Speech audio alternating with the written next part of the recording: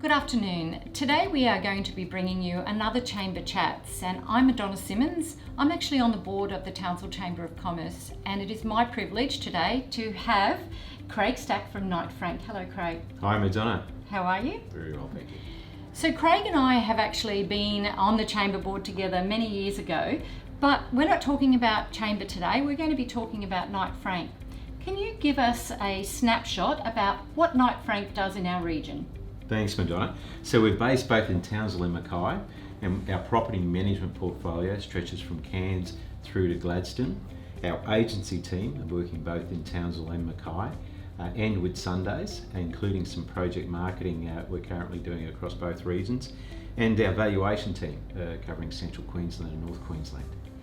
So what I'd love to really drill down on today is about the COVID and what you have done as Knight Frank in respect of your organisation, both across the Townsville and the Mackay region, but also what you've done in regards to your landlord. So let's talk about that firstly. So COVID came along and we've had a fair few months of it. Tell us how you as Knight Frank helped the landlords in the region of Townsville and also Mackay. Well, Madonna, it became quite easy because with the COVID and all the news around it and the awareness of what could happen, we found that both our landlords and our traders in our properties approached things in a very collegiate way. And that made our job far easier. There was none of this argy-bargy. Us against them. That's right. It became very, very collegiate. Both landlord and tenant have been and still are focused on being there on the other side. And so when that circumstance existed, the transparency from the tenant in terms of how they were performing was very good. And the reasons that the landlord would listen to the tenant and support the tenant were also well articulated by landlords. Both, as I said, both parties wanted to be there on the other side. And it really became a circumstance where a problem shared was a problem halved. Yeah. So different approaches by landlords about extending leases, which in most cases tenants wanted. In the very toughest scenario, where we had closures, so beauty salons needed to close, gymnasiums needed to close. And so when they closed, obviously from your point of view, you're representing the landlord, you would have had to receive communication from them and vice versa. Now that they've moved through that sharp oh my God factor and they're going to be reopening, are the landlords also listening? The fact that it is going to take a little bit of time to get their feet under the desk again? That's right. And remembering that in most cases, landlords are businesses themselves. So there's very little where either party doesn't have a familiarity with the emotion, with the financial and commercial reality. So there's been, in nearly every case, a very good appreciation of each other's plight. And right now where many businesses are beginning to resume and having to establish their trade up again, we're still looking at trading figures, and in most cases, if there's still a difference in what trade is this year versus last year. So they have been transparent with you to Absolutely. that point. Oh, that's wonderful, isn't it? Absolutely. Yeah, that transparency has been gold. And what's better now is the landlord knows their trader just a little bit better, and the trader understands that there's a human quality about the landlord, and so that conversation and that approach from both parties has been quite mature. Oh, that's good. So let's again look at a specific area that you deal with. So you spoke about tenants. So in a retail environment, can you name or talk about, here's the opportunity to promote a tenant or a retailer that has struck it tough, but they went, you know what, I'm not down, I'm going to get up and I'm going to pivot. Can you give any examples of that? It comes from nearly every tenant has given us a red hot go. And when we walked around particularly, we manage a lot of convenience centres, so that's where your supermarket and 10 to 20 specialties are outside. Yep. And to walk we around... can name Garbutt as one of them. Garbutt, name another? Yeah, Garbutt, North Ward Shopping Centre, Hermit Park. The tenant was very concerned. Every tenant had a little bit of that, shouldn't say fear, but there was that, what's going to go on here? What are our circumstances going to be like here, back before Easter? They really had resolve. They dug in. So some of the examples, our coffee shops and food people, they got to know their customers better, knowing that there would be people along at 7:15 every day to pick up three cups of coffee. They just got to know each other. There was conversations.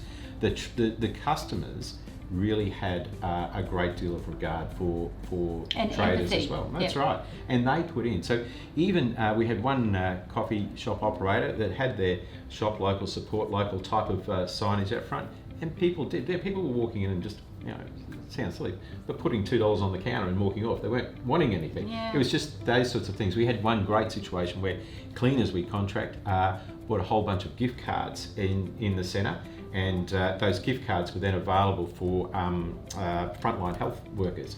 But it just meant the generosity. The trickle of money was going around, and it was goodwill. There was the dollars spent, but there's a goodwill felt. So when you're opening up your store each day and you're knowing that people care that you're opening up and you want to stay open, you're more likely to get out tomorrow and do it again. So that was great. We had florists really getting out early and working the market pre-Anzac Day and of course Mother's Day, and ensuring that supply was right. And some of their marketing, I reckon there's florists who wore out a lot of shoe leather delivering to retirement villages and aged care homes because of the restrictions, where people couldn't go and visit family members and so on, but there was this intent that they still wanted to be, Well, our last Chamber Chat was on Malpara Florist, and they actually felt a little bit guilty because they were doing so well, because they have pivoted and they changed the way they did business, and they did it quickly. And I think that's part of the learnings from COVID, is that, we can never stay stagnant as a business. Even Knight Frank, as big as Knight Frank is, you couldn't stay in that current position. You had to listen to what everyone else was doing, and we learnt from each other and we've collaborated. And it's also really important that we do have traders who do well and do marvellously well, because that creates that energy for everyone else. No one should begrudge that there are businesses who can come through this in a better circumstance.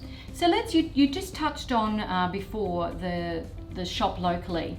Obviously you are very, very avid about that.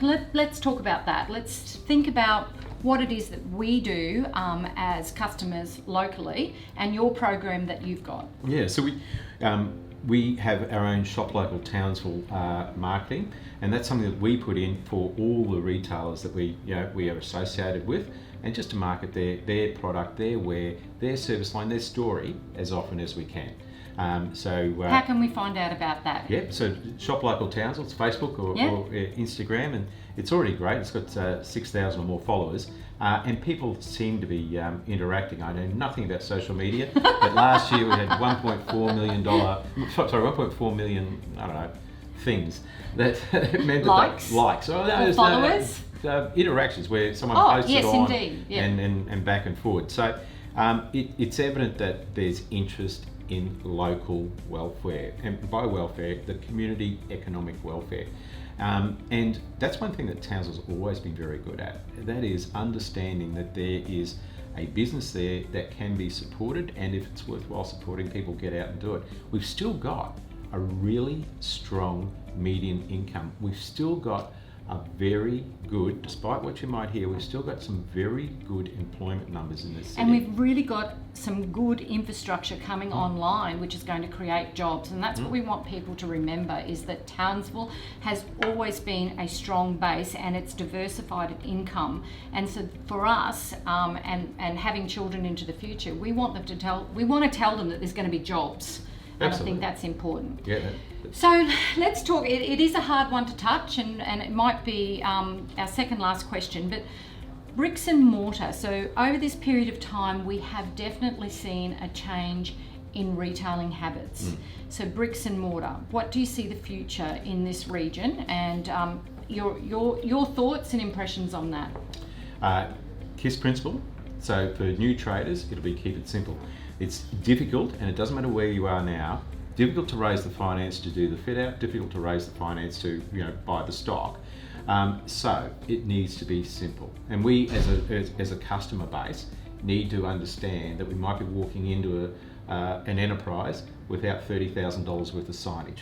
Okay, it's now has to be a little bit more realistic, and we're finding that our traders also are not minimalist, but they're focusing on those products which create the greatest return.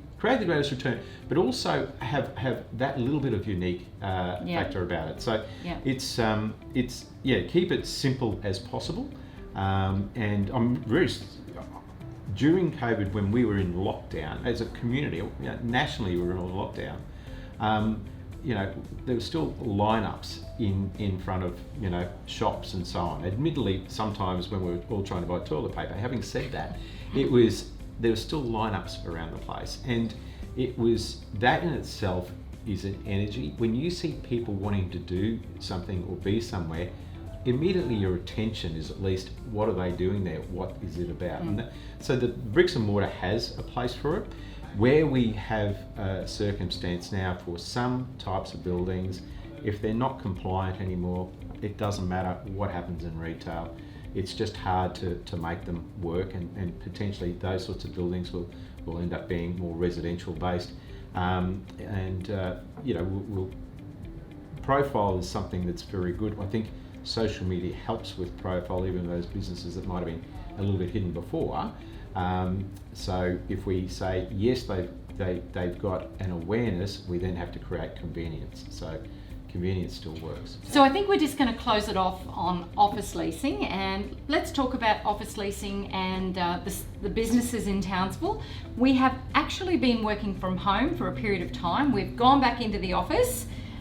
What do you think that balance is now? Do you think that people might think that working from home is the be-all and end-all, or do you think they want to be back in their offices? It won't be the be-all and end-all, but it's important to have flexibility.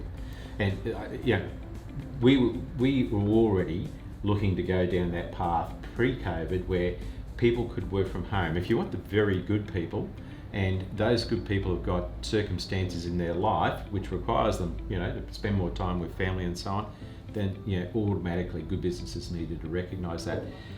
We found within our own circumstance, those who were good at analysis, those who needed their quiet time, were quite happy at home, and they just occasionally visited the office or the social interaction.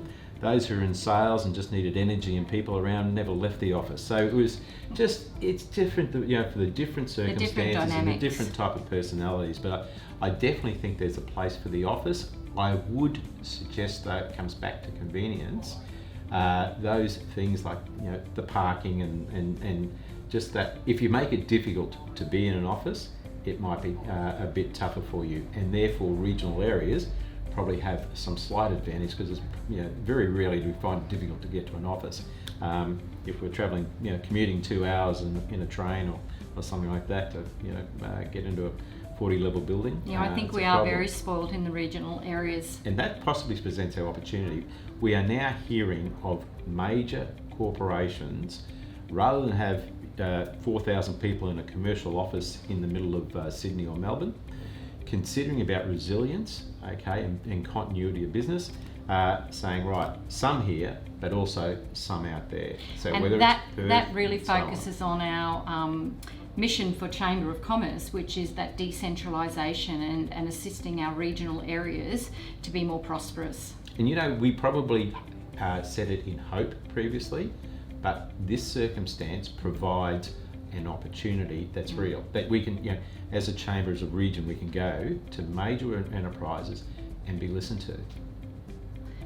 I 100% agree with you, and I think we're on the same page there. And I want to thank you for today. Obviously, thank you. Catching up is wonderful, and now that we can all do that in person is even better. Well, just looking at ourselves as a city, I think we're definitely getting through the COVID quite easily. And I know there are businesses that are struggling, and we are here for you as a Chamber of Commerce. And I think even as Knight Frank and all your landlords, you've been there for them, and please keep communicating, because that's what it's all about, communication and collaboration.